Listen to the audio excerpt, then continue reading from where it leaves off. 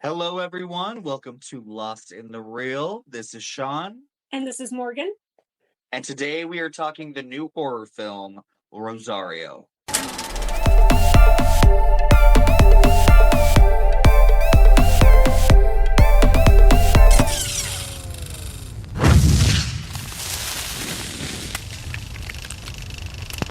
So, Rosario is about a young woman who's a second generation Mexican immigrant living the high life in New York as a Wall Street broker. Sadly, her abuela dies, so she has to go to her grandmother, her abuela's apartment, to take care of the body because her father can't be there.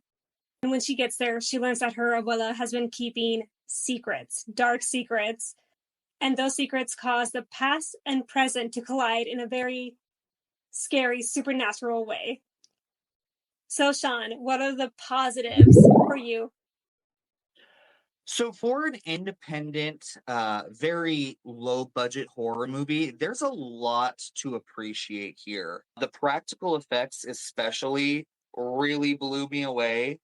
There's some really crazy creature effects and like weird things going in and out of bodies, and like lots of moments that gave me the heebie jeebies. I wouldn't necessarily say that this is like a jump out of your seat scary movie, but it is a movie that scared me in like a ooh, like it gave me like the heebie-jeebies. I don't know. That's just the word that kept coming in my mind, the heebie-jeebies. I don't know about you, but I'm getting the heebie-jeebies back here. I was just really impressed by the direction here and the atmosphere using pretty much this limited space, this apartment, to the director's benefit. They really take full advantage of that apartment and all the creepiness that happens within it. So those are definitely my biggest positives with Rosario. Same. I love the directing. I thought, considering like it was like kind of like a one set kind of atmosphere, Mm-hmm. it added to like the suspense of it all. The claustrophobic scares were Yes. great. I kind of like there were some moments where for me like the writing made me laugh out loud. Like I was like, okay, I love this humor. Thank you for adding that. That was great. You're right. And I don't think it was writing that was intentionally bad. I think it was literally like intentionally kind of like goofy humor to like add some levity to the film, I think. Yes, totally. And we can't go into the negative yet, as you were like just hinting. But like, I thought the humor was great. The scares were great. The practical effects. I love that you brought that up because that was my Yes. one main thing. I was just like, oh, I love the practical effects. Like, I was like, Yeah. I needed this. It was so great. I love seeing it. I loved, um, again the shots the in the hallways and stuff. Very Mm. cool. Very. I don't know about you, but I got serious Sam Raimi vibes. Like serious. Definitely Sam Raimi vibes for sure. Even with the humor, Yes, like the yes. kind of like offbeat humor a little bit, that definitely was reminiscent of Sam Raimi and the atmosphere and like the gross out kind of like moments. Yeah, that's a really good comparison there, Morgan. Oh, I would say that they're very similar, and I would say this director is probably very inspired by Raimi. I like from the intro scene to the end. I was like, oh yeah, you probably watched a lot of Evil Dead, maybe. Yeah. Evil Dead. I told you I love that movie. Absolutely. This movie also has a lot of tricks up its sleeve. It's not just like a one trick pony, I guess you could say. You know, I do think that, and we'll talk about it in the negatives, I do think that it runs its course, but I also think that there were lots of different moments that would surprise me that kind of like took me out of the doldrums, and I was like, oh, whoa, like that was really cool, or like that was unique, that was different, and it kind of like boosted the film and kept it going for its 90 minutes. Yes, and it was a pretty short film, honestly. Yeah. Um, I agree. There were like so many moments where I was just like, good scare, good humor, good scare, good gore, good practical effects. Like it kept the momentum going for sure. Yes. Now I guess we could go into our negatives, I would say. Yeah. Do you want to start? I will. The writing, oh my god, I just couldn't sometimes. I felt like it could have been better interwoven into the scene versus like I just felt like they were like, this is what's happening. This is and like just like this is what's happening. This is what happened. And I just thought Mm. you were spoon feeding the audience when Come on, Leonard. I am spoon feeding this to you. and you could have just had it more like integrated into what was happening. I don't know. Does that make sense? Like, Yeah, no, 100%. Spoon feeding is a perfect word for it. They're spoon feeding you everything that's happened in the past and the present and what's going on rather than like showing you a lot of the time. And it doesn't feel organic. It feels yeah, very forced. very forced, very forced.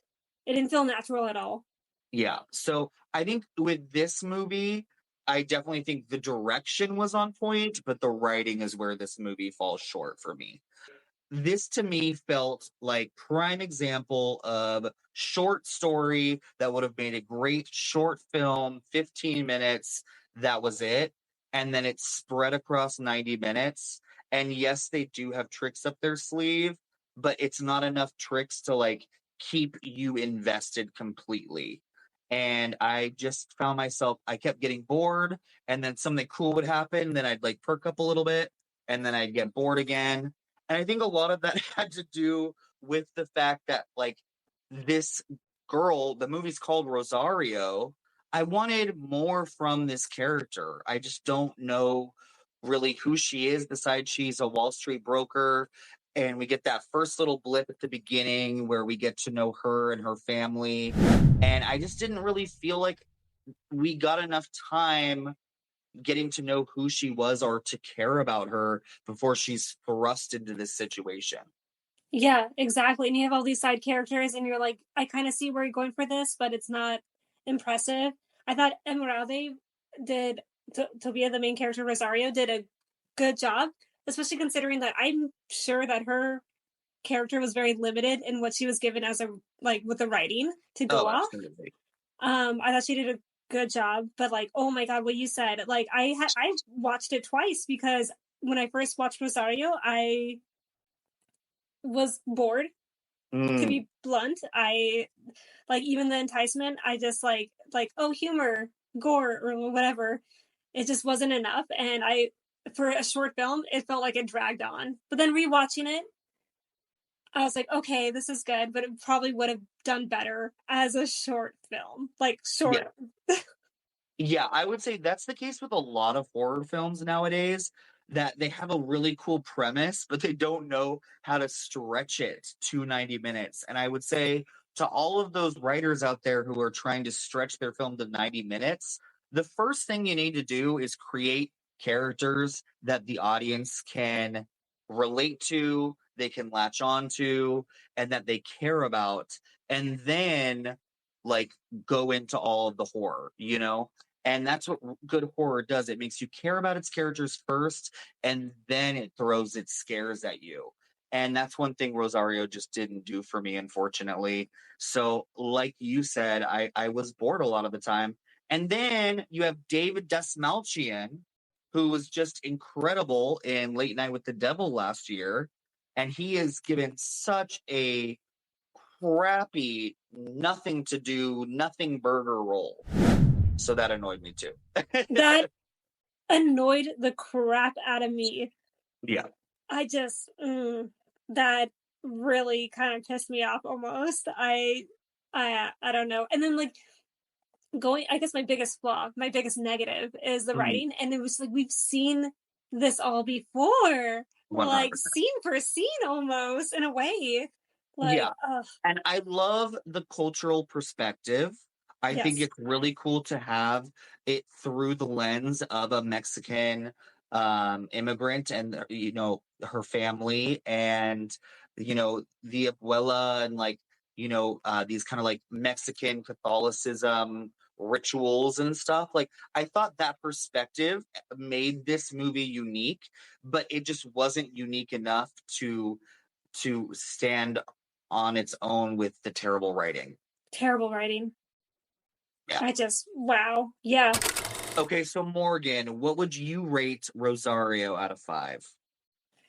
So I went back and forth on this, and I'm going to give it 2.75 out of 5. I'm so sorry. The writing was really painful and cliche, and the directing couldn't save it. The practical effects couldn't bump it up as much as I wanted to do. Like, it's 2.75 out of 5.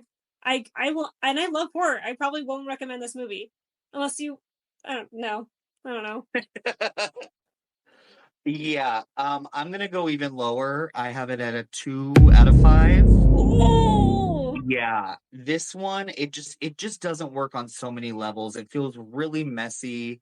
The writing is really bad, like we've said over and over again.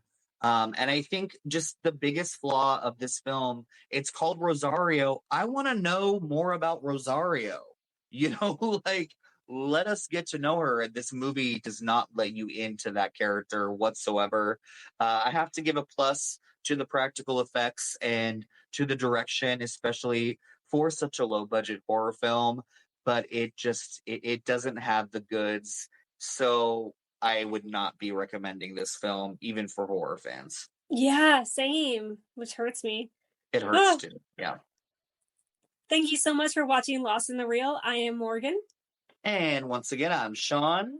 And let us know in the comment section down below, what is your favorite low budget horror movie that you've seen so far this year? And maybe one that's let you down, kind of like Rosario did for us. And also, what did you think of Rosario? Until next time, friends, thank you so much for watching. Bye, guys. See you soon.